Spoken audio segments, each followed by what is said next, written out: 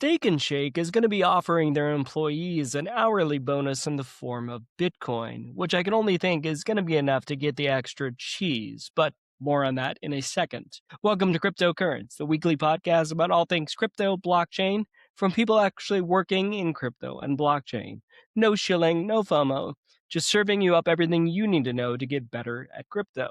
Think of us like some Chipotle employees, except you don't get to choose, but we're serving up great bowls every week. I'm your host, Vince, and today I'm joined by Kale from the Encrypt team Yo. and Katya from you. Hey. So we'll talk about Steak and Shake in a bit, but I want to kick things off with talking about Base. This really excites me because I feel like this is yet another case where if you went back and clipped previous episodes of the show, we called it, right? We called it. Definitely. And so if you're unaware, Base has they relaunched their wallet and they're like, yeah, we're going to tokenize every internal tweet, everything you do. It's going to be social first, finance second. Turns out nobody likes that. Nobody likes that at all. And so they announced they are pivoting back to being trading first. But talk to me about this, guys. Where your head's at? I feel vindicated. I mean, for sure you should, dude. We definitely called it. I never really had a lot of trust for Base in the first place, but after this specific headline, I've lost all trust with them. It's going to take a lot for them to regain that trust as far as anything they say on socials, because I just don't believe them anymore. It's one day they're a blockchain, the next day they're, actually we're just a wallet, and then next weekend, okay, we're actually a SocialFi project, and now it's okay, we're a trading thing. So at this point I feel like their actions are gonna have to prove what they're actually about, because they're pivoting every other month. So we'll see what Base is doing next year, maybe 2 years from now, and then at that point, then I'll be able to confidently tell myself what Base is. But at this point, I have no idea what Base is trying to do. That's a very good point. Katya, what are your feelings? Well, I think I have previously made my feelings known about Base and Jesse specifically. I don't understand. It's like Brian has this stupid little brother that for family reasons he can't get rid of, and he just has to kind of include him and play along and pretend that he has a serious job or something. I don't know, that's kind of the dynamic I'm getting.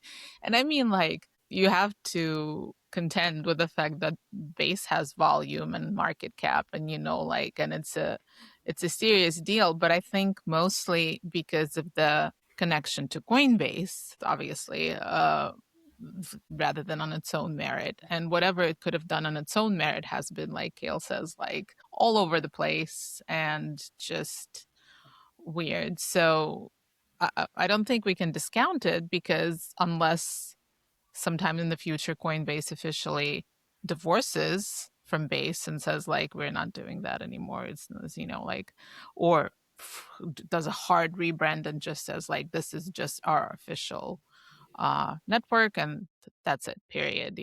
No antics, no marketing. But otherwise, it's just stupid. It's it made me laugh. Yeah. How funny would that be if they just gave up on Base and then Base is their own separate company still trying to do their thing? I mean, I wouldn't be surprised, fish or cut base, if I modify that phrase, because it is kind of off on its own, doing its own thing, and I think it has, because obviously it's undeniable that Base thrived well before they're now we're going to be a wallet or whatever. People were building on it, people were doing stuff, and this pivot is just very interesting, because this kind of knocked something loose in my brain today when I was on Twitter, and the CEO of Robinhood tweeted hey, what are some things you would like to see on our roadmap for Robinhood? And the top comment was an actual roadmap, which I realized, that at a certain point, these companies just kind of scrapped the concept of roadmaps. And I feel like in the move fast, break stuff era that we're in, instead of roadmaps, they just launch stuff, and if it hits, then they run with it, or they announce something, and if everyone gets excited, then they actually build it. Um, and I think this is like detrimental to like user retention for sure. Um, because I feel like they're just throwing stuff at a wall rather than building something that people actually want or need. Yeah, it's definitely created a culture for the devs and the builders, which like Yeah. affects everybody, affects the users, and consumers, obviously. And, I mean, I called it out with like public.com scrapping their stupid social aspect years ago. And that being the entire selling point of that platform is like, who actually is wanting the social aspect of finance? And I don't think it's anyone. But I think it's just like a bizarre, easy lift for some of these companies that are, for lack of a better term, stagnant in their innovation because they don't really have a roadmap to work towards. They're just like, well, I guess we'll do this. 'Cause I mean, the base thing, like, it hasn't even been, like, 6 months, right? When they pivoted to SocialFi, yeah, not Yeah, they just did that like a few months ago. it's crazy to me. Yeah. Yeah, I just saw some people on Twitter talking about this, and I wanted to chime in, but I don't feel like confident enough. Like I feel like I'm gonna like give misinformation on Twitter. But like as far as I understand, the reason why wallets don't pursue this whole messaging thing is because it just introduces another attack vector, right? Mhm, For the users. definitely. I Mm. mean And I mean, also, like, I just think, like, why? Like, there's Telegram and WhatsApp and Viber and actual text messages. Like, why do you need messaging in your The financial the guy on app? Twitter brought up a great point. So, like, for example, if you're like paying for an API, an on-chain API, and like you're 80% through with it, it's like, hey, you only have so much of it left. It's like, how do you let that customer know that they're almost out of things? So like what this guy on Twitter was proposing was like on-chain messaging, or like even if it's not messaging, like some type of on-chain alert where like mhm, you can alert your wallet that like, hey, your thing's almost out, like come hmm. and re-up it. Because Well, otherwise it's like companies that don't collect emails and all that stuff, it's like they have no way to contact the user. So it's a double-edged sword for sure. I mean, there's in-app notifications without like mechanisms for this exist, without Yeah. having to introduce messaging. Yeah, I think it's just kind of like oh, we'll do this cool thing, and it's not cool. Nobody thinks I think there's just like a lot of the time in the space. This is like pulling out and more general, but like there's obviously a disconnect. Everybody's looking for you to like solve a pain point. It's such a sound bite. Like, so we're solving pain point, solve a pain point, but then like I feel like the skill of finding the pain point is either missing or purposefully, um, you know, um, willfully not addressing, the actual, because, Davos is going on. And I was reading some reporting from there, and Brian, actually, Armstrong of Coinbase, was quoted as saying, everybody's talking about tokenization, and he was talking about it, our RWAs, and how he's like, the problem is not income disparity, the problem is access disparity, and tokenization solves that. And I'm like, really? That's the only problem? Like, in the US, everybody has access to US stocks, technically, but only like the lower 1% income owns like less than one, so like Yeah.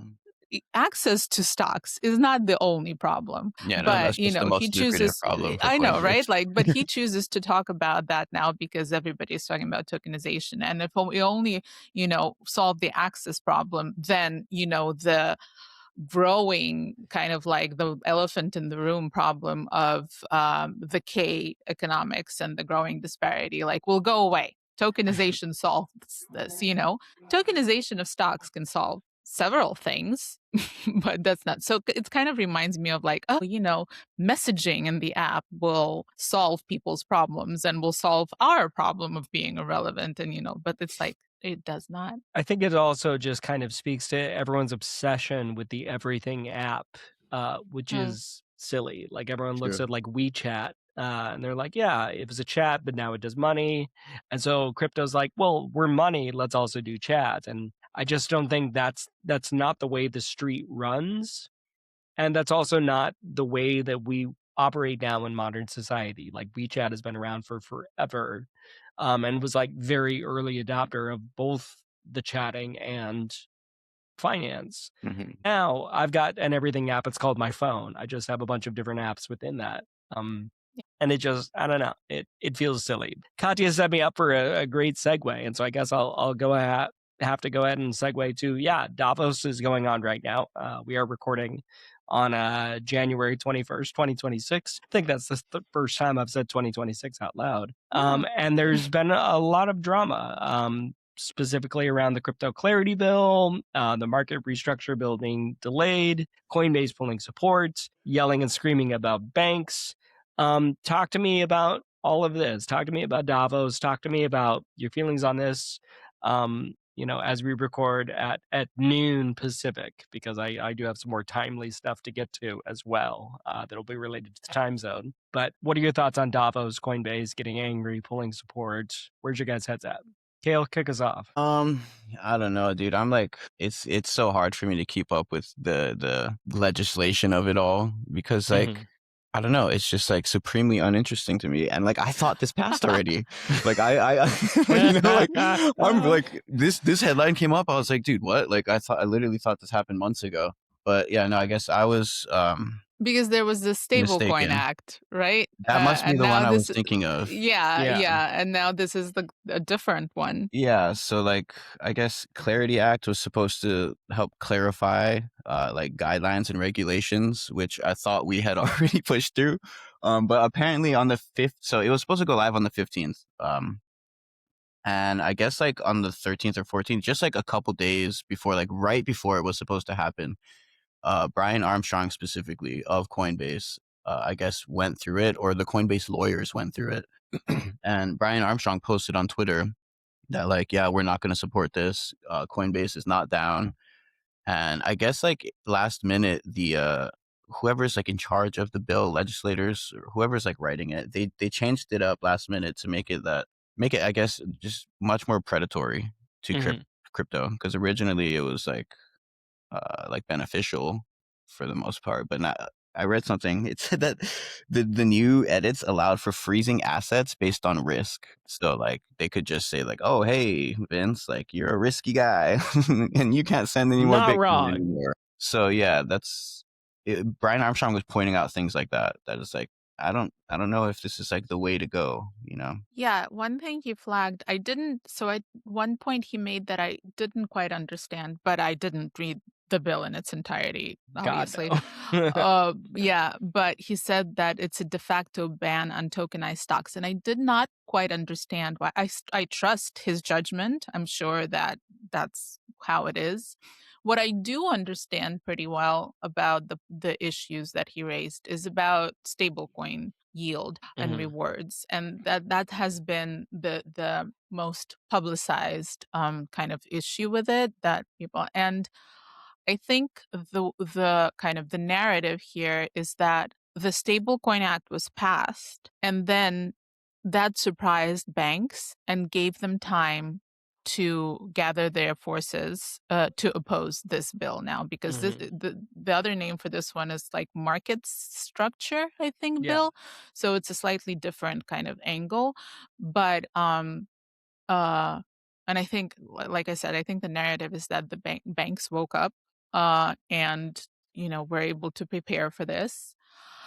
And their objection is that if stablecoin yields are even 3.5%, let alone 7 and 10, like some I think exist in DeFi, and banks' interest that they pay on your savings is 0.01%, nobody's going to hold their money in the bank anymore if their alternative is the stablecoin, which could be, if friction is removed, could be a fair assessment of the situation. I am not strong enough in my macroeconomics to say, oh, and if that happens, then banks default or whatever. Like, I don't have that projection to make. I don't really understand. But internally, my emotional response to this is, yeah, screw you, like, because I read somewhere, again, I unfortunately don't have factual numbers for this, but I read somewhere that, a bank, when they lend out your money, makes, I don't know, this is not an actual number, it's like 5%, right, interest, and then they pass on like 0.01 of that to you. So which is outrageous, objectively outrageous, and none of us have any access to that. Like, it's not transparent. We don't know those facts. Like, when you sign up for a savings account, you don't see those numbers and are like, okay, I'm all right with that because the bank over here makes 7% and passes on. So this is better. Like, we don't have that information either. So of course, this is a threat to banks' profits, essentially, and they're fighting it. But Coinbase business model is, they apparently make a lot of their money on rewards and yields that they distribute. So they're fighting for their piece of it because they're offering an objectively, at least for now, better deal to the user than the bank is. And my understanding is that other players in the industry whose model is closer to like a normal bank, and they are not interested in letting stablecoin issuers, distribute yield. They are okay with supporting. So there's a rift going on in terms of like who, and to me,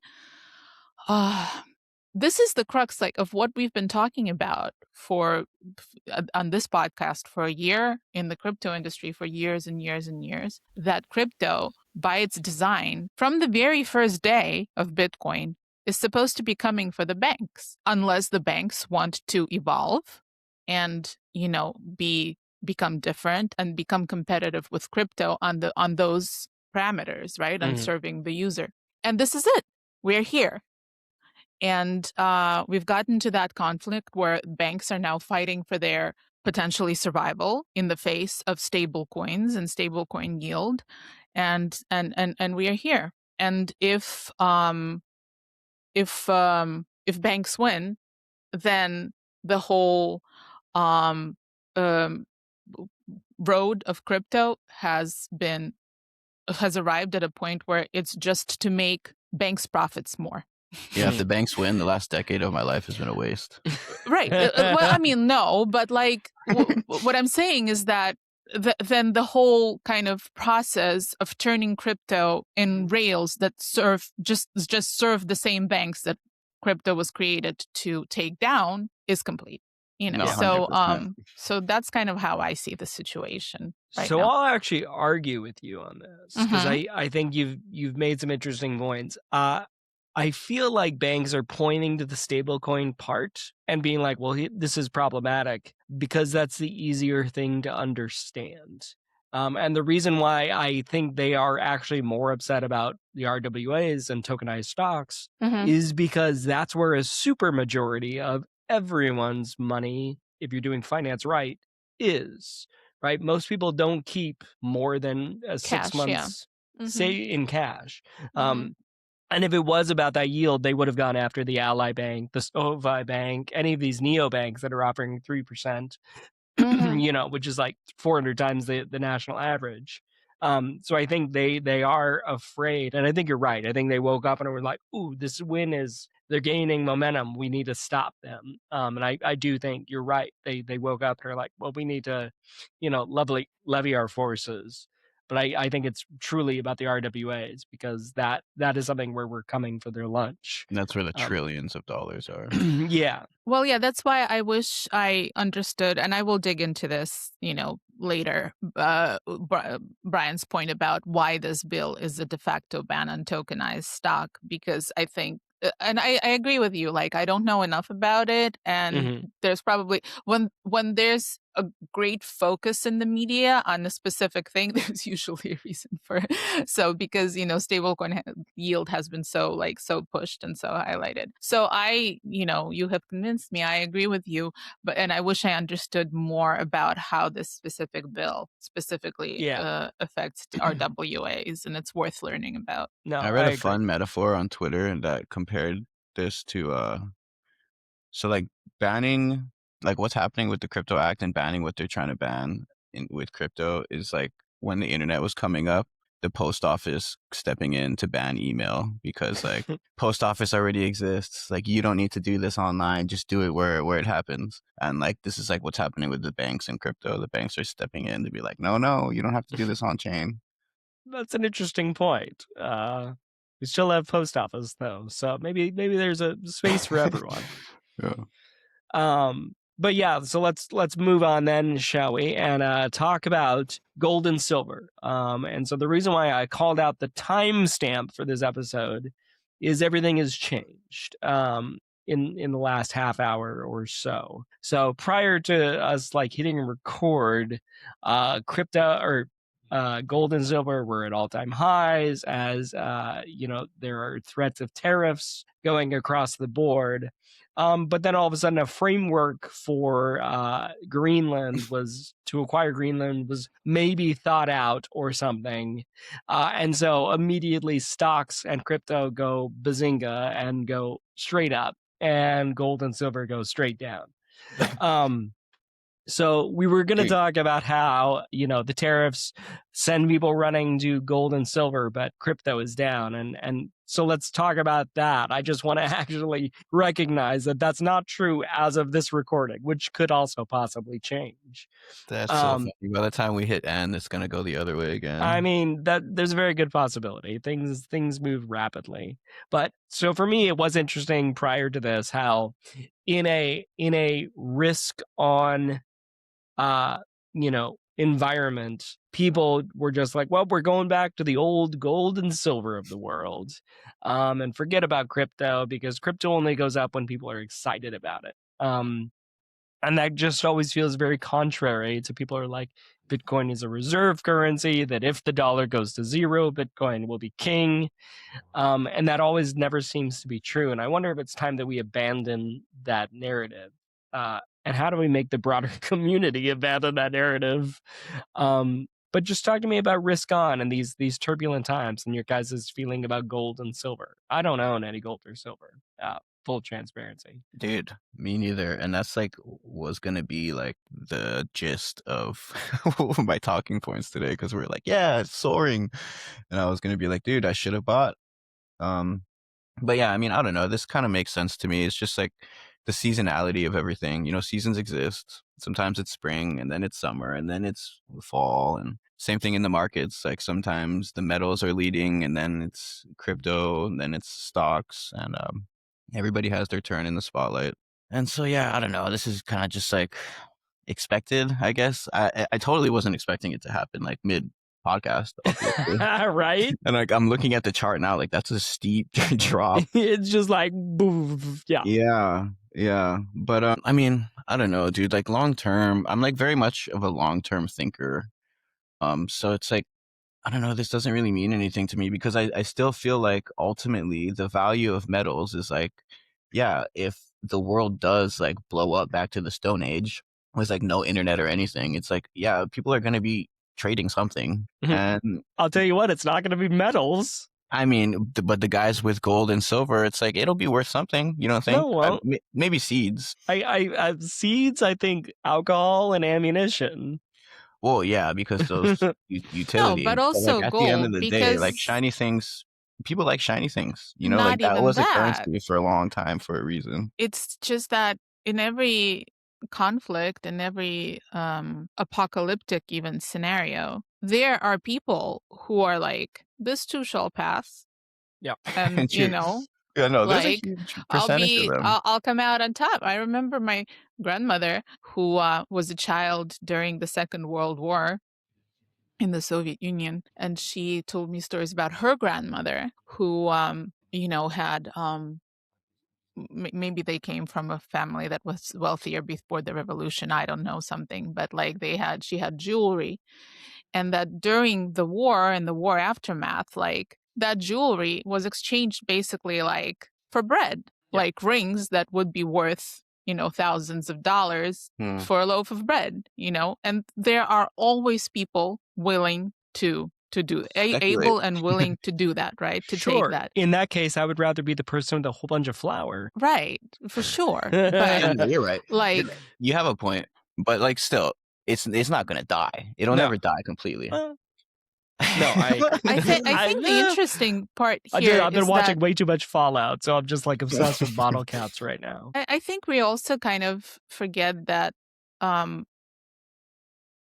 sometimes when we talk about stocks and markets and stuff, we forget that a lot of the price action in the markets is driven not by people who are putting all of their $100 into gold today, and then they flipped and they're like, no, now I'm going to put all of my $100 into BTC.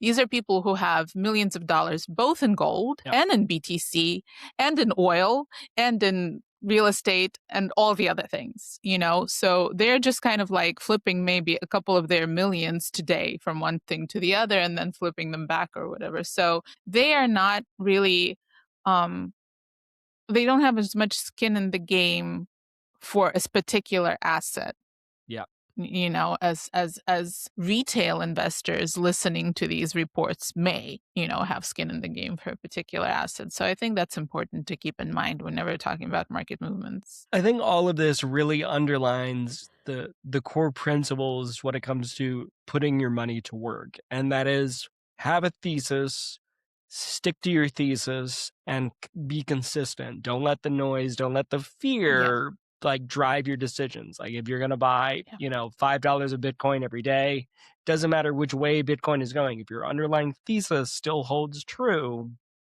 stick with it. Just because there is a lot of nonsense, and you're right, it is like the whales of the world moving the world, and you can't get caught up in that because they have people working for them that are way smarter than you, and there's a lot more of them. Yeah, because you if get you whipped have a around. conviction, if you have a conviction about something being, Buffett is often quoted as, as a guru of investing, and he has, as far as I've never really read anything by him or whatever, but like as far as I know, he's always just said like only invest in what you understand. Be confident, don't fuck around, and like in the end, I mean, that's definitely what he said. He said, "Don't fuck around." 100%. That's a direct quote. Direct quote. It's funny Direct because quote. I remember reading that quote about like not investing in things you don't understand when I like first was getting into investing in 2020, and I had no idea how crypto worked, and I was just like, dude, YOLO, like I can see where this is going, and I don't understand it at all by any means, but YOLO, dude. I started throwing all my money in. But it worked out, right? Mostly. Debatable. He still works for you. That's all that matters. Yep. But so this, again, you guys are just setting me up with the segues left and right. I love it. So this leads me to where we started with the Stake and Shake paying an additional bonus to their employees in the form of Bitcoin. And I think this is the coolest thing ever. And the reason for that is I'm big on investing. I think investing is important, and it's like something you have to do, and we have to teach people early. And we also have to teach people that are not wealthy. And so I think this is like an amazing way to get these hourly employees making minimum wage, better than minimum wage, additional funds with like the concept of like, here's an additional asset that may appreciate, may depreciate, but it's something to be aware of, and like get them kind of like jumped into it in a neat way.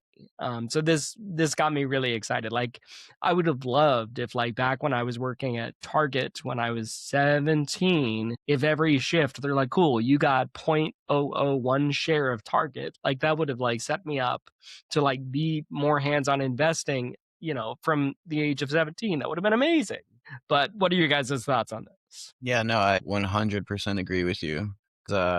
Like I just mentioned, like I wasn't even into investing until 2020, and I was like a full-grown adult at that point. It's like, well, I guess you can't start investing until you're 18 anyway. But yeah, it's like I wish I knew about this earlier. I wish somebody had put me on. And like the Stake and Shake announcement when they announced it on Twitter that they're gonna start paying not bonuses. It's like an extra little bit of Bitcoin on top of their hourly. The Doomers came and flooded in, and they're like, well, why don't you just give your employees a raise? Like, you're hiding behind Bitcoin because you don't want to raise your employees. And it's like, yeah, I see their point, but as a Bitcoin believer and like a crypto believer in general, it's like I do think that this technology is like still in not its infancy, but like at least in the beginning, it still has a long way to grow. And yeah, like any exposure to Bitcoin, even if it's 1 cent per $1,000, like the idea of getting an investment like that investment vehicle into somebody's hands is great. I love it. I love everything about it. Katya, you look unconvinced. Well, more than that, I think I am firmly one of the doomers here. Ooh, wow.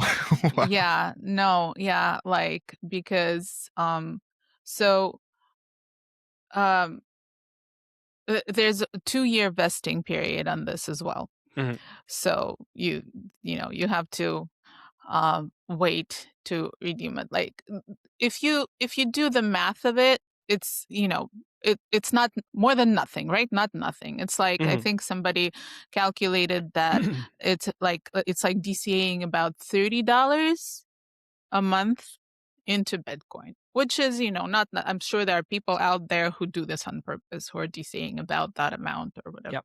or 100 or whatever. But I think it's a stunt, Mhm. and I don't like stunts. Like, I don't like things that are done for effect, like skirting around actual meaning. Mhm. This is not Steak and Shake stock, which would be like equity for them and which would kind of encourage them to feel kind of like they're owning part of the company. This is a random thing, BTC, done for views and Mhm. engagement. Not a random thing, but like, a hot asset that has no relation to the company itself. Uh, I do agree with the doomers that this is a nice way to get around giving a raise and get a lot of applause for something that is, to me, ultimately stupid. I do agree very fervently that there should be more education about investing from early on, Mhm. like literally in home economics, Yep. like that's how it should, like I on think the we should level bring of back home schools. economics. We don't even have Right. that anymore. Right. And put in some investment Yeah. education in there. I am 150 million% uh in with that, because I could see it. Like I, my parents didn't invest anything. Like they weren't Americans until, much later. Anyway, so like um there was nobody who could teach me about this. And when I went to college, there were kids 17, 18 who were actively managing portfolios already, Mhm. because, because their parents kind of like slowly introduced them to that stuff and they were comfortable with it. It's so important to be comfortable with it. Even you don't have to be good. You don't have to be a day trader. You don't have to be like, but just to be comfortable with the concept and understand the importance of it, as you say. But I don't think this is the way. This is it. Mhm. Like, I think most of these people who are working, some will just be like, I don't even understand what this is. I have to wait 2 years to like whatever collect. Like, okay, I guess, whatever. I guarantee you that people who are more grown up who work for this chain would much rather have an extra $300 or something on their salary to spend Mhm. on diapers or whatever it is. And people who are Why is it younger, always diapers when people talk about the poverty? They're like, "Oh, well, you need this for diapers." You wouldn't Every get it, I time. don't Vince. know. Well, Vince, once you have dealt with diapers, we can have this conversation again. Fair. but the younger kids, somebody might be like, oh, this is fun. Like, I'm sure there's a whole constituency that's like Kale, and they're like, this is fun, this is great, like I get Bitcoin for nothing. But yeah, in the end, I'm kind of like the boomer, the doomer, the mother, the, I don't know, the millennial in me is like, this is just another way to get around the fact that the system is not working out. True. Isn't Steak and Shake the one that started accepting Bitcoin payments Yeah, recently? like Bitcoin has always been like part of their thing. It's part of their like brand identity and stuff. Okay, so I mean, what if they're just like Bitcoin fans and they're trying to like It could be. bring adoption? Well, what's interesting is like Katya brought up, like, yeah, they could equally, because they are a publicly traded company, I believe. Like, they could just equally give shares of that company. And I'm like, yeah, I don't think any company actually gives any sort of like hourly employee any sort of like shares of equity. Like that's something that's, reserved for people in tech like us, or people working, big boy jobs and big girl jobs, where it's like, here's your salary plus your shares that are vesting over 2 years or whatever. And yeah, I mean, I think you're right. Like, it is a stunt, but I wonder if this is like, because it got me excited in a way that I've not been excited about, minimum wage jobs in forever. Because I'm like, oh man, I would love to see more of this, of like people like actually like paying, their hourly employees with a portion of Well, vesting you know, stock. I think that's great.